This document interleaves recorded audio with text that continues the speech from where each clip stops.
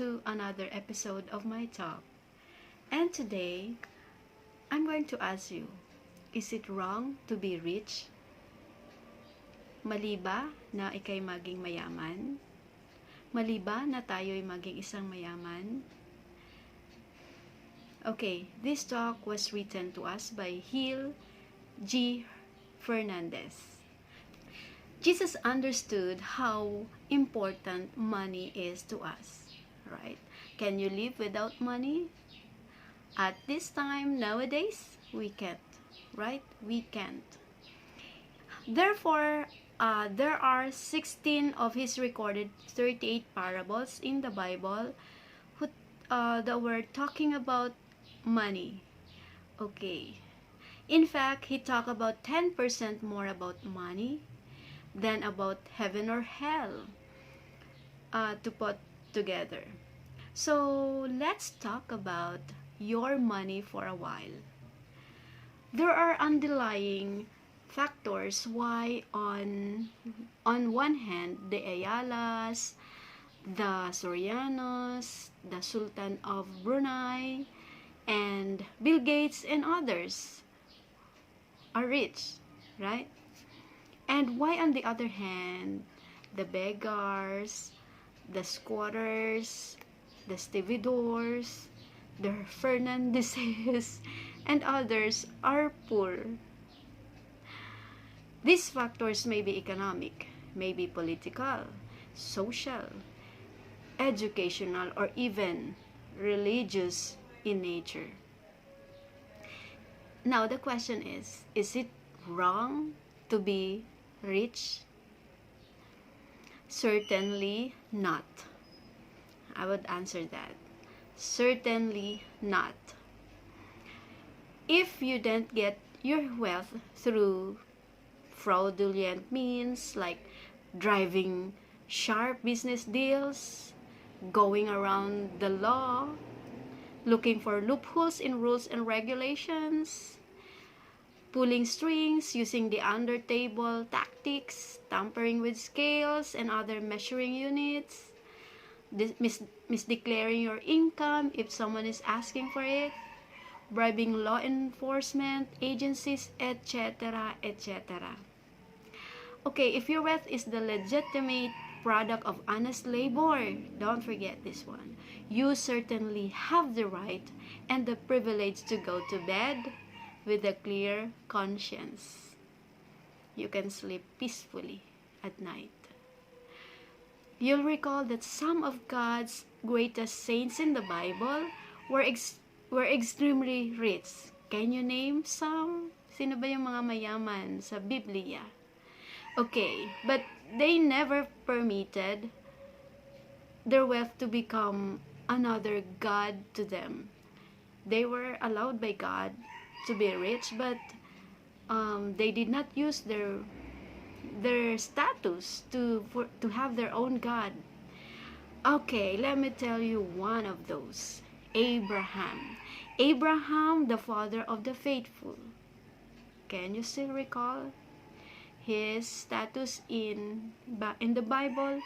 And he was also the friend of God. You can read that in James chapter 2 verse 23.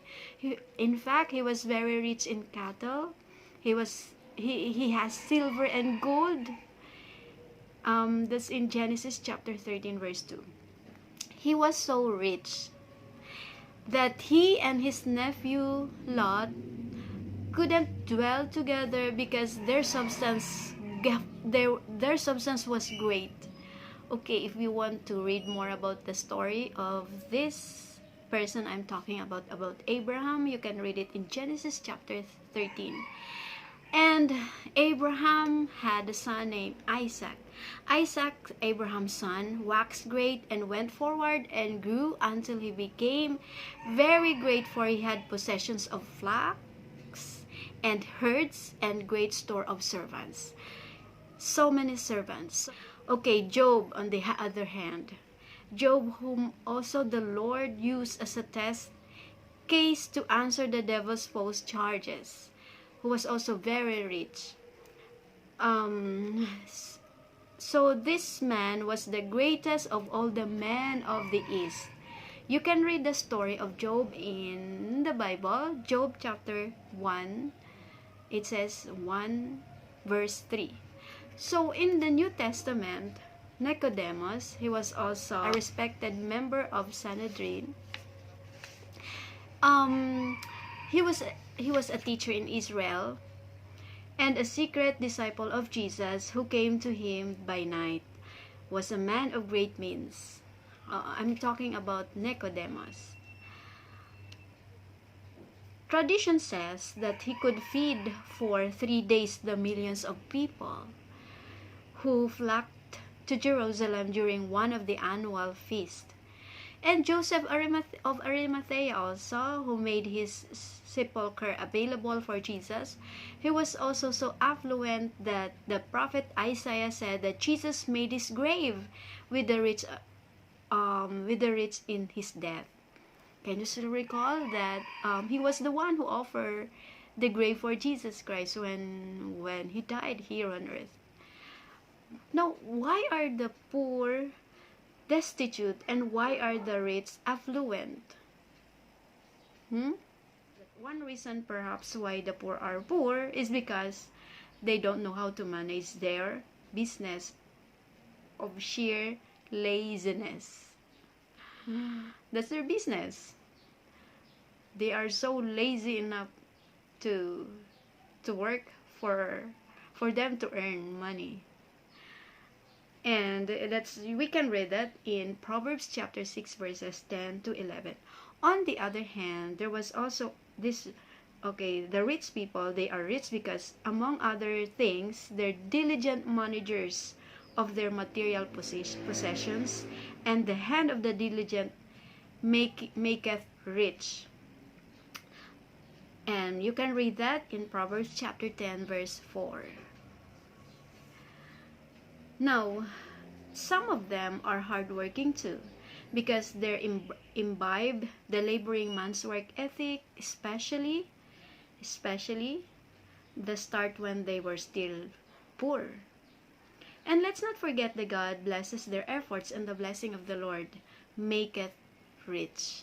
So it's the Lord's blessing that makes us rich, right? Don't forget that. In addition to certain materially successful individuals, it might be a good idea to also consider the problem ethnically.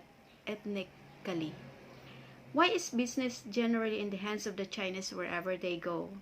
Why are the Jews are lenders instead of borrowers?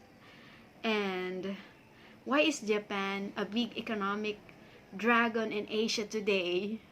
Are you wondering why is Japan so great, economically? And why is the United States the richest nation in modern times nowadays? Why is United States of America is one of the richest nation in modern times? Now, an American boasted that if the Russians go to Mars, the Americans will send their astronauts there too.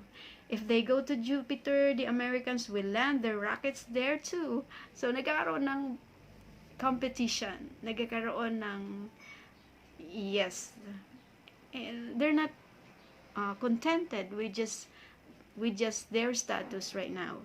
So it says here, and if the Russians go to hell, well, he says, let them go alone. Okay. When talking about wealth, let's not commit the error by saying a guy is rich just because he owns a mansion in Baguio City or in a condo in Tagaytay, sends his children to exclusive schools in Manila, drives Mercedes-Benz or Rolls-Royce, does his shopping in Hong Kong, and plays golf from sunup to sundown on Sundays. By the same token, let's not conclude that a fellow is a poor just because he lives in a barong-barong, dines on toyo or kamote tops, ekes out a living from the garbage dumps in payatas, or works as a cargador by pushing a carreton in Divisoria. All these are merely the external trappings of those two categories, rich and poor. Now, okay, let me tell you, why are they still poor? With 30 million of them living below the poverty line, with 15 million starting the day without breakfast, in spite of their industry, perhaps a little story will answer the questions the setting in this coconut field of Filipino farmer. Okay. It's because we are not working so hard. Okay, there was a farmer, a veritable picture of poverty from head to foot, with his dilapidated hat over his face, was taking his midday nap under one of his coconut trees. As we all know, a horizontal position is the most comfortable posture for one to take after a hearty lunch, though it's not the most helpful.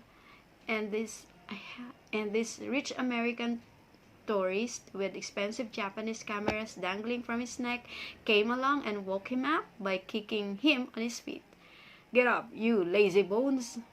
Why don't you do something to improve your economic situation in life?"